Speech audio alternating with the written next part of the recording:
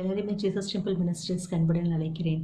இந்த உலகத்தில் உபத்திரம் இல்லாத ஆட்கள் யாருமே இருக்க மாட்டாங்க. யாரை பார்த்தாலும் ஏதோ ஒரு விதமான உபத்திரத்தில் தான் அவங்க இருப்பாங்க. சின்ன பசங்கள்லேருந்து பெரியவங்க வரைக்கும் நம்ம பார்த்தோன்னா அந்த உபத்திரம் அவங்களே தொந்தரவு பண்ணிக்கிட்டே தான் இருக்கும். ஆமாம், அந்த உபத்திரம் வர்றது கூட சில சமயங்களில் ரொம்ப நல்லதுன்னு கூட சொல்லலாங்க. ஏன் நம்ம பார்த்தோன்னா உபத்திரம் வரலைன்னா நம்ம கர்த்தர்கிட்ட வரமாட்டோம். கர்த்தருடைய சந்நிதியில் வந்து நம்ம முறையிட மாட்டோம். அவர்கிட்ட வந்து நம்ம ஜெபிக்க மாட்டோம். கர்த்தாவே எங்களுக்கு உதவி பண்ணுங்கன்னு சொல்லி நம்ம கேட்க மாட்டோம். ஏன்னா உபத்திரம் இல்லாமல் இருந்தோன்னா என்ன பண்ணுவாங்க, நிறைய பேர் என்ஜாய் பண்ணுறதுக்கு தான் லைஃப்பை என்டர்டைன்மெண்ட்டில் தான் அவங்கெல்லாம் ஸ்பெண்ட் பண்ணுவாங்க அந்த லைஃப் டைம் எல்லாமே கூட இல்லையா. அதனால் அவங்களுக்கு என்னென்னா அந்த கர்த்தர்கிட்ட வரணும், அவருடைய ஆத்மா ரட்சிக்கப்படணும்னா கர்த்தர் சில சமயங்களில் சில விஷயங்களில் சில பேருக்கு உபத்திரங்களை கொடுப்பாரு. அந்த உபத்திரங்கள் கொடுக்குறப்போ அந்த கர்த்தர் வந்து அவரை விட்டுட மாட்டார். அந்த எல்லாத்துலேயுமே அவருக்கு துணையாக இருந்து அவங்கள ரட்சித்து அவங்கள வெளியில் கொண்டு வருவார் இல்லையா. ஆமாம், இன்றைக்கி நம்ம பார்த்தோன்னா அப்போஸ்தலன் பவுல் 5வது அதிகாரத்தில் 3வது வசனத்தில் என்ன சொல்கிறாரு தெரியுமா? உபத்திரம் பொறுமையையும் பொறுமை பரீட்சையும் பரீட்சை நம்பிக்கையும் உண்டாக்கும் சொல்லி அங்கே எழுதியிருக்கோங்க. ஆமாம், பார்த்தீங்களா, நமக்கு எப்போ உபத்திரம் வந்தப்பெல்லாம் நிறைய பேரை நம்ம பார்க்கலாம். அது என்ன பண்ணுவாங்கன்னா அந்த உபத்திரத்தில் நமக்கு என்ன சொல்கிற கஷ்டம் வந்தப்போ நிறைய பேர் வந்து நம்மளை விட்டு விலகி போய்கிட்டே இருப்பாங்க. கஷ்டத்தில் யாருமே நிறைய பேர் கூட இருக்கவே மாட்டாங்கங்க. ஆமாம், சந்தோஷமாக நம்ம நல்ல பணம் இருந்து நல்லபடியாக இருந்தோம்னா எல்லாருமே நம்மக்கிட்ட சந்தோஷத்தில் எல்லாருமே வருவாங்க. ஒரு கஷ்டம் வந்தப்போ ஒரு கண்ணீர் விடுறப்போ யாருமே வந்து நமக்கு அந்த உதவி பண்ணவே மாட்டாங்க. எல்லாருமே விட்டுட்டு போயிடுவாங்க. அந்த சமயத்தில் நம்ம பொறுமையாக இருந்தப்போ அந்த பொறுமை நமக்கு கற்றுக் கொடுக்கும். உபத்திரம் என்ன கற்றுக் கொடுக்குங்க? நமக்கு பொறுமையை கற்றுக் கொடுக்கும்.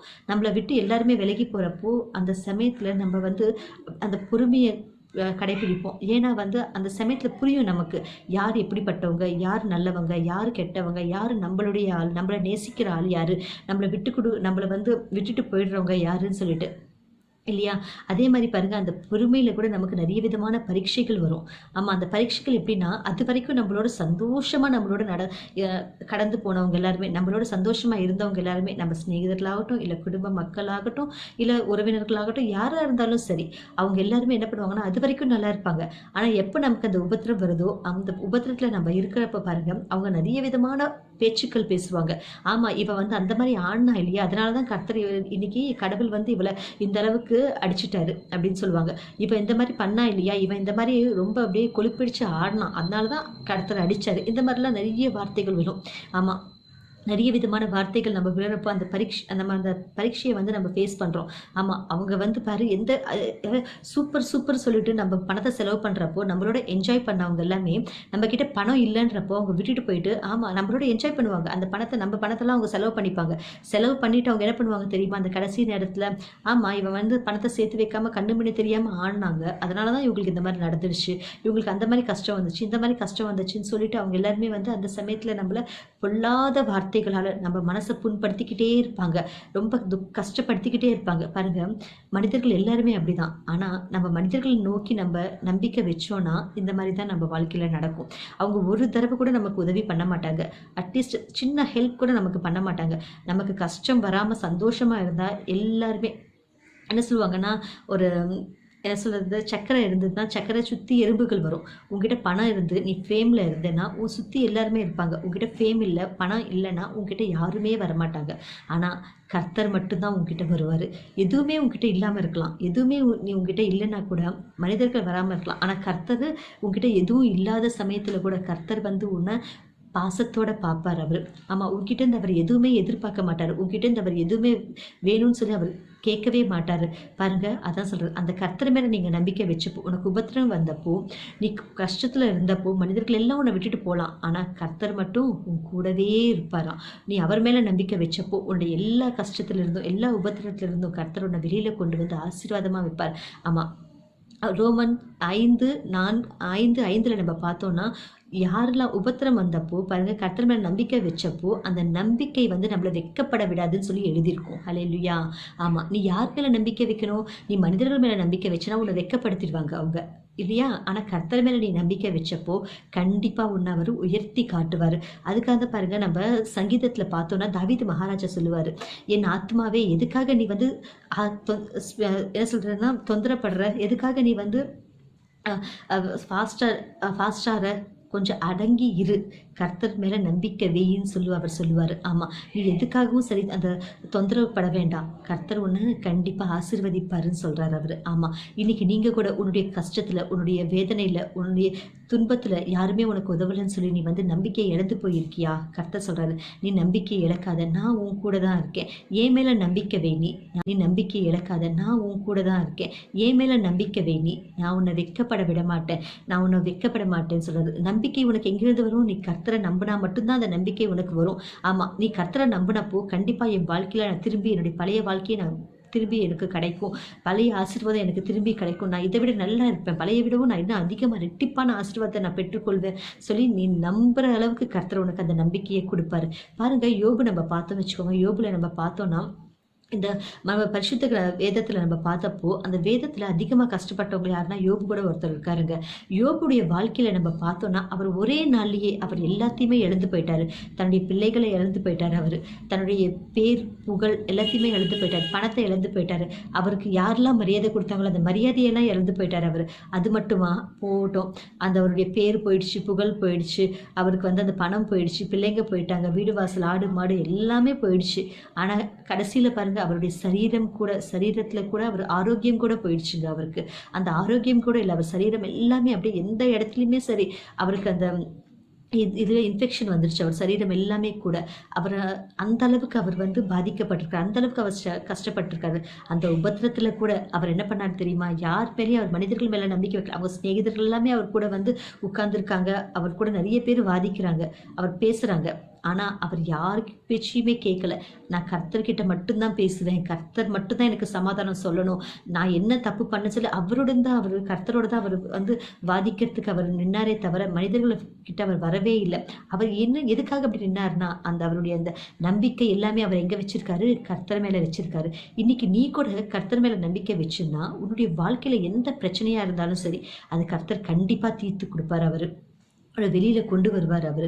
ஆமா, கர்த்தர் சொல்றாரு எல்லா விஷயத்திலிருந்தே சரி நான் உன்னை ஆசீர்வதிப்பேன்னு சொல்றாரு அவரு. அது மட்டும் இல்லை, எல்லாத்திலிருந்தே சரி நான் உன்னை வெளியில கொண்டு வருவேன்னு சொல்றாரு அவரு. பாருங்க, அது மட்டும் இல்லை, அவர் சொல்றாரு நான் உனக்கு உதவி பண்ணுவேன். பாருங்க, சங்கீதம் 37வது சங்கீதம் 40வது வசனத்தில் நம்ம பார்த்தோம்னா நம்ம கர்த்தர் மேல ஆசை வச்சப்போ கர்த்தரை நம்ம பார்த்தப்போ அவர் நமக்கு உதவி பண்ணுவாராம். அவர் நம்ம என்ன செய்வாராம் தெரியுமாங்க? அவர்கிட்ட நம்ம போனப்போ அவர் நமக்கு உதவி பண்ணி நம்மளை ரட்சிப்பாராம், நம்மளை எந்த ஒரு காப்புதலை கொடுப்பாராம். அவர் நமக்கு காப்பாற்றி நமக்கு ஒரு நல்ல ரட்சிப்பை கொடுக்குறேன்னு சொல்லியிருக்காரு. ஆமா, நீங்க மனிதர்கள்கிட்ட போனீங்கப்பா மனிதர்கள் என்ன பண்ணுவாங்க? உங்களுக்கு அட்லீஸ்ட் வாங்க, நீங்கள் பணம் இருக்கிறப்பையோ வாங்க வாங்க வாங்க வாங்கன்னு சொல்லி உட்கார வைப்பாங்க. நீ உங்ககிட்ட பணம் இல்லை, உனக்கு மரியாதை இல்லை, எதுவுமே இல்லைன்னா ஏன் எதுக்கு டோரை திறந்துட்டு டோரை கூட சில சமயம் திறக்க மாட்டாங்க, வீட்டு கூட சில சமயம் திறக்க மாட்டாங்க, வீட்டில் யாரும் இல்லைன்னு சொல்லி அனுப்பிச்சிடுவாங்க. ஆனால் கர்த்தர் என்ன சொல்றாரு தெரியுமா? நீ என்கிட்ட வந்தப்போ நான் உனக்கு உதவி பண்ணுவேன், நான் உயர்வான இடத்துல நான் உட்கார வைப்பேன்னு சொல்றாரு. அது மட்டும் இல்லை, பாருங்க, எல்லா விஷயத்திலையுமே அவர் என்ன சொல்றாரு தெரியுமா? உன்னை நான் ஆசீர்வதிப்பேன்னு சொல்றாரு. அது மட்டும் இல்லை, பாருங்க, கர்த்தர் என்ன சொல்ற தெரியுமா? நீ என்கிட்ட வந்தப்போ நான் உனக்கு எப்படி தெரியுமா உதவி பண்ணுவேன்? மரணத்திலிருந்து நான் உன்னுடைய உயிரை நான் காப்பாற்றுவேன்னு சொல்றாரு. அது மட்டும் இல்லை, உன்னுடைய கண்கள்ல இருந்து அந்த வழியிற அந்த கண்ணீரை நான் தொடச்சிடுவேன்னு சொல்றாரு அவரு. அது மட்டும் இல்லை, உன்னுடைய பாதங்கள், அதாவது உன்னுடைய கால்கள் கீழே விழுந்துடாம நான் அதை நிக்க வைப்பேன்னு சொல்றாரு அவரு. ஹல்லேலூயா. சங்கீதம் 116வது சங்கீதம் 8வது வசனத்துல எழுதியிருக்கும். ஆமா, இன்னைக்கு நீ எந்த விதமான கஷ்டத்துல இருந்தாலும் சரி, எந்த விதமான துன்பத்துல இருந்தாலும் சரி, நீ கர்த்தர்கிட்ட போய் உதவி கேட்டப்போ கர்த்தர் கண்டிப்பா சொல்றாரு நான் உன்னை எல்லா விஷயத்துல இருந்து வெளியில கொண்டு வருவேன்னு சொல்றாரு. ஹல்லேலூயா. பார்த்தீங்களா? ஆமாம், அது மட்டும் இல்லை, நீங்கள் கர்த்தர்கிட்ட போய் நீங்கள் முறையிட்டப்போ கர்த்தரை நீங்கள் சரணடைஞ்சப்போ கர்த்தர் சொல்கிறாரு நான் அவருக்காக நீங்கள் எதிர்பார்த்தப்போ கர்த்தர் என்ன தெரியுமா சொல்கிறாரு? இந்த பூமியை நான் சுதந்திரிச்சுக்கிற மாதிரி நீங்கள் சுதந்திரிச்சுக்கிற மாதிரி நான் உன்னை மேலே உயர்த்துவேன்னு சொல்கிறாரு அவர். பார்த்தீங்களா? ஆமாம், ஹல்லேலூயா. பார்த்தீங்களா? சங்கீதம் 37வது சங்கீதம் 34வது வசனத்தில் அவர் சொல்கிறாரு இந்த பூமியை நீ சுதந்திரிச்சுக்கிற அளவுக்கு நான் உன்னை உயர்த்துவேன்னு சொல்கிறாரு.